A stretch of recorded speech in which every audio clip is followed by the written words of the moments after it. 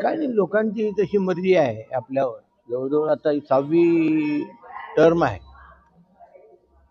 माझी. माझ्या 2 टर्म झाल्या, माझ्या पत्नीची 3 टर्म झाल्या, आता याची 1 टर्म आहे. अशी 6 टर्म जवळजवळ लोकांनी मला निवडून दिले. आणि माझ्या शहराचं माझ्यावर प्रेम आहे. त्याच्याकरता लोक पुण्या पैशाला किंवा याला आमिषला बळी पडत नाही. ते समोरचा कोण आहे, किती मोठा आहे, तो आमदार आहे का खासदार आहे, याची पर्वा करत नाही. त्यांना एक माझ्याबद्दलचा विश्वास आहे किंवा नळगे असलं तर आम्ही सुरक्षित आहोत. काही काम पडलं तर अर्ध्या रात्री आम्ही जाऊ शकतो त्यांच्या घरी. या विश्वासावर लोक मतदान करतात मला. आता जसे 6 वर्षाच्या आधी केले तसंच करणार. त्यांना कुठलेही कमी पडू देणार नाही, कोणाचा त्रास होऊ देणार नाही.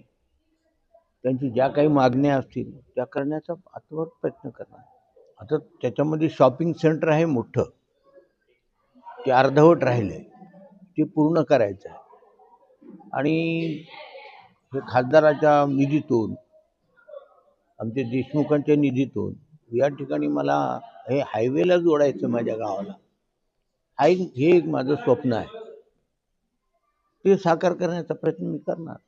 पण कंधारवासियांना सल्ला एवढाच आहे की त्यांनी सगळ्यांनी मला जशी आता निवडणुकीत साथ दिली तशी माझ्या पाठीशी खंबीरपणे राहावं. आणि मी त्यांच्या विश्वासाला तडा जाऊ देणार नाही. त्यांच्या ज्या काही मागण्या असतील त्या पूर्ण करण्याचा मी प्रयत्न करणार.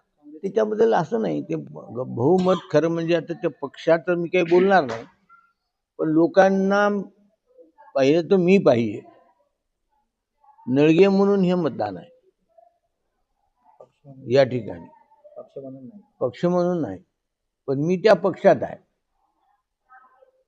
पक्षापेक्षा मी मोठा जरी नसलो तरी पण लोकांच्या इथली जी भावना आहे, मी अपक्ष उभा राहिलो तरी मागच्या वेळेस निवडून आलो, काहीही अडचण येणार नाही, माझं बहुमत होऊन जाईल.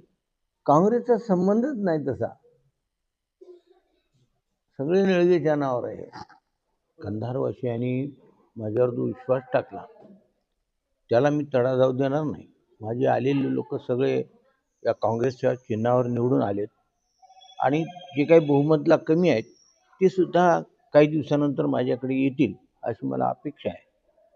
आणि त्यामुळं लोकांच्या जे काय अपेक्षा आहेत, लोकांच्या जे इच्छा आहेत त्या पूर्ण करण्याचा मी प्रयत्न करेल.